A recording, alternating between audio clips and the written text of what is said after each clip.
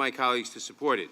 I now recognize the ranking member, the gentleman from Georgia, Mr. Collins, for any comments he may have on the amendment.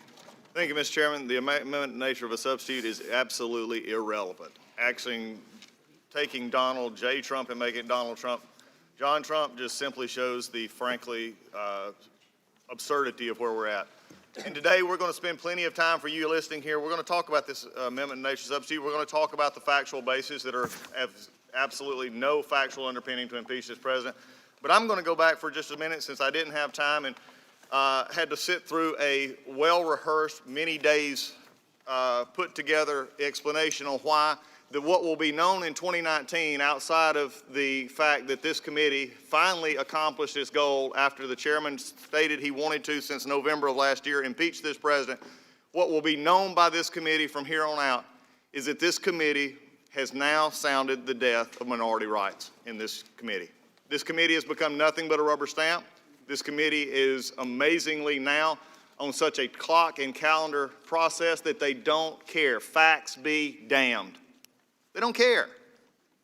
They don't care that we had one witness out of 3. When I asked for a second witness, I was told I couldn't, even though there had been staff conversations well before. I was told I was asking too late. 1 witness out of 2 panels, that's all we had of fact witnesses. This is a just travesty and a sham from day one. I could talk till I'm blue in the face, but nobody on the majority cares. But the spot that is left by what has just happened will resonate over the years. It will resonate over the years in the sense that there is no fact that we can come to. They had no desire to hear any fact witnesses outside of their own train-driven clock calendar impeachment. For the chairman himself, who vehemently fought for minority hearing days, to sit there and read that is an amazing statement and a crushing blow to this committee. There's no way to recover from that. In fact, there may be. I wonder if the chairman would join me in making sure that the Rules Committee next week, they don't waive the point of order against this. But I know they will. That's why they're going to take it. Because I'll guarantee you, when you look into it further, this point of order would be sustained against these impeachment articles, so they're going to have to waive them next week. Watch and see. They will waive this point of order and waive any other point of order on these articles by the time it comes to the floor. For some of you may say, the ranking member talks about process. The ranking member talks about process. The ranking member talks about process, never the foundation. Believe me, we will inundate you with the facts, and I have already. Some of you just don't choose to report them. What is important, and for many who report on this body, and for many who have sat in this body, and for those who have served in this body, the members who have gone before, and the people who have set this committee up, and the people who have set our Congress up, are the ones right now that should be hanging their head in shame. We had 2 hearings, none of which featured fact witnesses. There's not a Democrat in this room that should be happy about this. The solemnity should be on the death of this committee's process and procedures.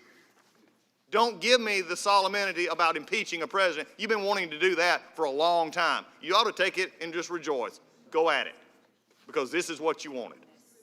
But when it comes to the hearing, when it comes to the minority rights, when it comes to one that in which we have seen time after time after time, in which I have had to write this chairman multi-page letters on the abuse of procedural issues in this committee, this is a travesty.